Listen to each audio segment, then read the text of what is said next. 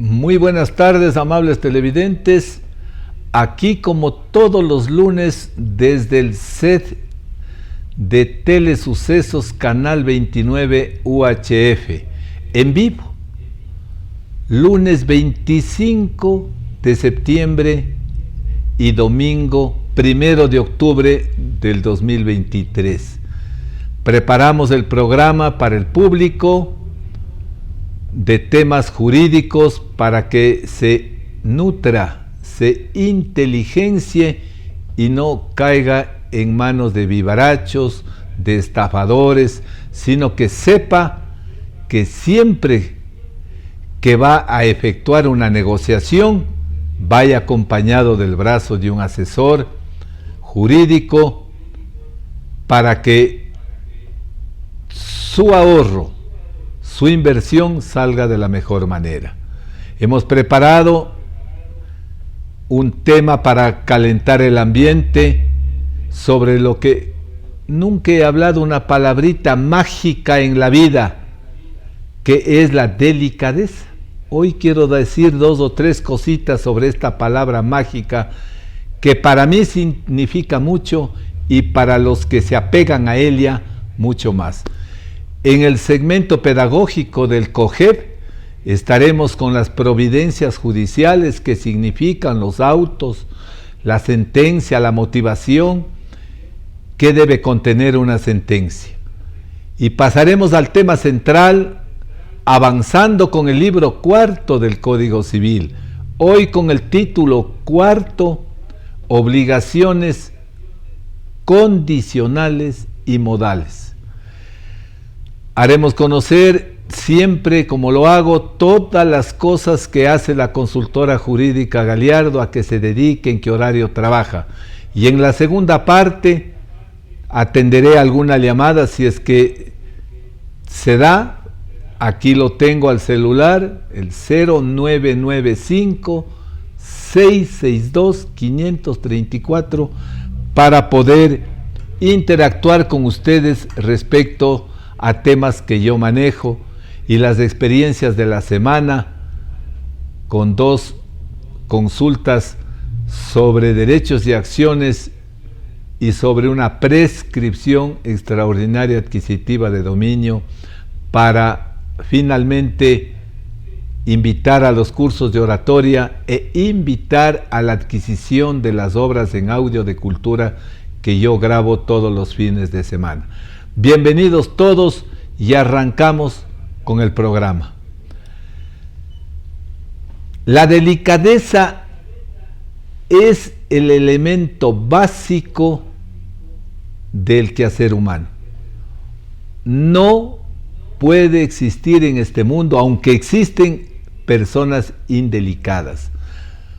Un indelicado no conoce lo que es llegar a la hora puntual, no cumple sus obligaciones y respeta a la sociedad.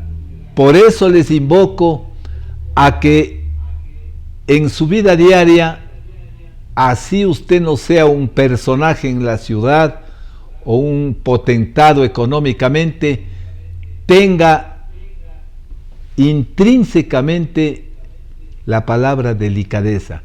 Ser delicado es respetar al ser humano, es buscarle a su acreedor para pagarle. Eso es ser delicado.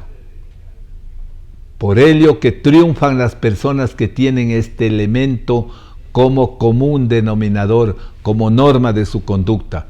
Confucio, el gran pensador chino que brilló antes de Cristo, dijo que 5 son las condiciones necesarias para el bienestar del pueblo. 5. Y entre ellas le incorporó a la delicadeza, a la honestidad, a la seriedad, a la generosidad. Miren ustedes qué importancia que tiene el término delicadeza. Por eso yo pido que siempre en vuestro accionar hagan uso de la delicadeza. Devuelvan todas las llamadas, es un acto de delicadeza. Devolver todo, estás antes de, en todos los hechos de la vida. Eso es ser delicado. Bueno, ahora sí vamos con lo nuestro, a segmento pedagógico del Código Orgánico General de Procesos, para explicar un poquito a la ciudadanía qué son las providencias judiciales, autos y sentencias. Los jueces se pronuncian luego de las audiencias y antes de la audiencia a través de estos decretos llamados providencias. Es la comunicación del juez con las partes, en donde uno recibe ahora en el correo electrónico qué es lo que dice el juez respecto a determinado petitorio que uno lo ha hecho, o cómo llegó a una decisión cuando el proceso ya está para resolver, o sea, para dictar sentencia. Siempre un juez, en un auto, que son las providencias que efectúa el juzgador, siempre tiene que invocar qué artículo aplicó, la pertinencia de la disposición. Eso ya en sentencia, cuando nos hace conocer la resolución por escrito, es lo que se llama la motivación. Cuando no hace constar por escrito el porqué de la resolución, cómo analizó los hechos fácticos, cómo valoró la prueba, puede causar la nulidad si omite esta obligatoriedad del juzgador. Y allí que en una sentencia tiene que haber el nombre del juzgador, tiene que haber el lugar y fecha que expide la resolución, tiene que haber el resumen de los antecedentes, es decir, de los hechos fácticos, de la teoría del caso que se dice. La motivación de su decisión es lo más importante. El porqué de cada aspecto, por qué llegó a determinadas conclusiones, qué normas está aplicando, qué jurisprudencia, qué doctrina es atinente al caso. Cuando todo eso reúne una sentencia, está bien dictada. Por eso es que no es como era con el Código de Procedimiento Civil antiguamente. La sentencia tenía en vistos, tenía los antecedentes, un razonamiento de la prueba y la parte resolutiva, y pare de contar, una plana y media. Hoy las sentencias vienen de 5 hojas de lado y lado. ¿Por qué? Por este elemento llamado motivación, en donde el abogado tiene que estudiar si efectivamente esa motivación se encaja, se encuadra en el caso que se está ventilando, porque caso contrario, en la apelación le hará conocer que el juez copió cierta jurisprudencia o se apegó a determinado tratadista sin tener coherencia con el caso que se ventila. Así es que mucho cuidado en esta situación. Vamos a entrar ahora al tema central, que es razón de ser del programa, el objeto mismo del programa, que es explicar a la ciudadanía poco a poco el contenido del área que yo manejo. Yo manejo el área civil: contratos, obligaciones, propiedades, alimentos, vínculos matrimoniales. Todo eso se aborda en este programa, pero ahora estamos enfrascados en las obligaciones y los contratos, y hoy nos corresponde el título cuarto. El título cuarto nos habla de las obligaciones condicionales y modales. 20 artículos hay en la ley sobre esta institución, sobre estas dos instituciones. Del 1489 al 1509, miren ustedes, del cuarto libro, habla sobre las obligaciones. Pero, ¿qué significa una obligación condicional? Es aquella que depende de una condición, de un acontecimiento. Tiene que producirse cumplirse cierta condición, cierto acontecimiento, para que se perfeccione este contrato, este acto declarativo de voluntad. Pero para entender mejor, siempre es bueno el ejemplo sencillo que ustedes comprendan. Yo dejo asignando un legado a Juan en el testamento y señalo que entréguese la cuarta parte de mis bienes de libre disposición al señor Juan Pérez, siempre y cuando se reciba de abogado, se gradúe de abogado. Miren ustedes, aquí hay una condición suspensiva que si se llega a dar, se convierte en positiva, se ha cumplido la condición y los herederos o el albacea encargado de ejecutar esta disposición le entregará la cuarta parte de mis bienes a Juan Pérez por haberse recibido de abogado. Y así, en muchos actos de la vida usted puede plasmar una condición, sea negativa o positiva. A veces hay condiciones negativas absurdas o incoherentes cuando pone entréguese mi casa ubicada en la calle Flores y Manabí a Juanita, sobrina mía, siempre y cuando no se case. Una condición negativa que está sujeta al hecho de que ella mantenga su soltería toda la vida. Estos son casos muy raros, pero que pueden darse. La positiva, como les había dicho, es o consiste en que acontezca una cosa. La negativa en que no acontezca. Que acontezca una cosa cuando se graduaba Juan Pérez de abogado. Y que no acontezca cuando Juanita nunca contraiga matrimonio. Así de sencillo. Pero debemos también recalcar que el artículo 1491 dice que la condición positiva... Yo tengo una llamada, pero estamos en vivo en el aire. ¿Desea usted hacer alguna pregunta? Desde Telesucesos le saluda. Me cerró la comunicación, parece que a último momento se amilanó y así pasa. A veces uno tiene preparada una pregunta y el momento del té se olvida la forma de expresar o de exteriorizar esa pregunta. Les decía que la condición positiva debe ser física y moralmente posible.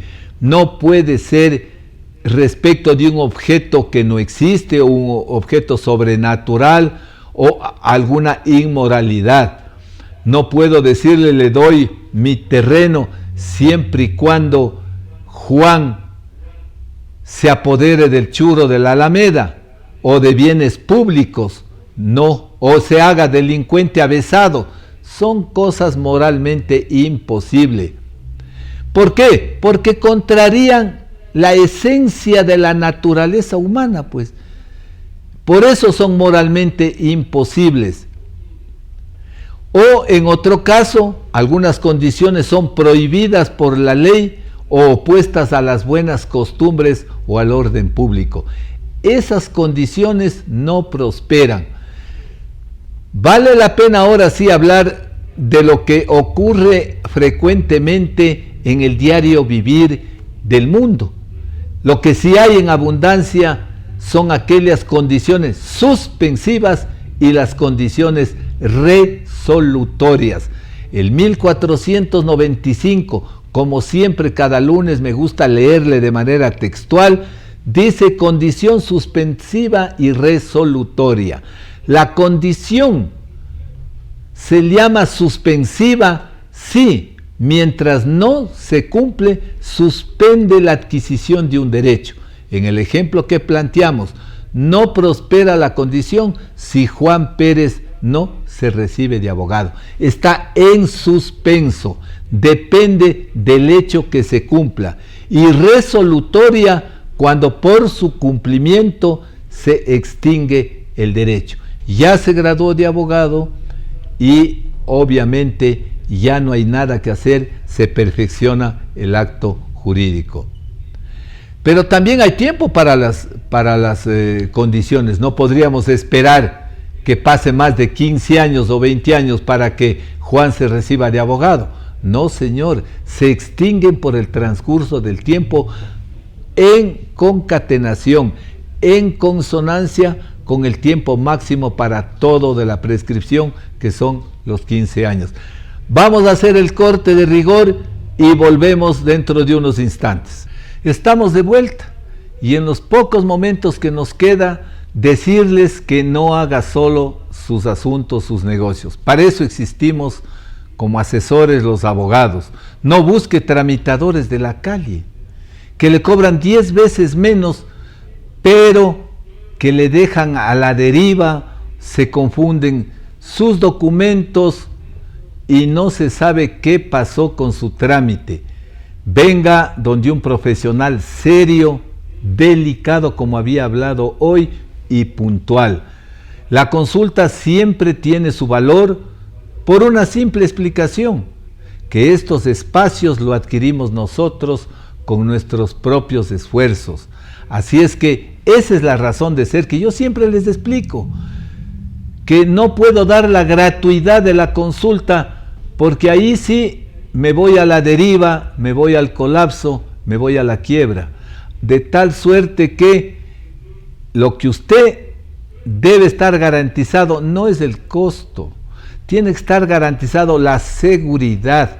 Lo que les decía, acabé una escritura, les contaba la otra semana, en 2 o 3 meses de trabajo, y el profesional anterior o el tramitador que había cogido el caso, 10 años sin inscribir.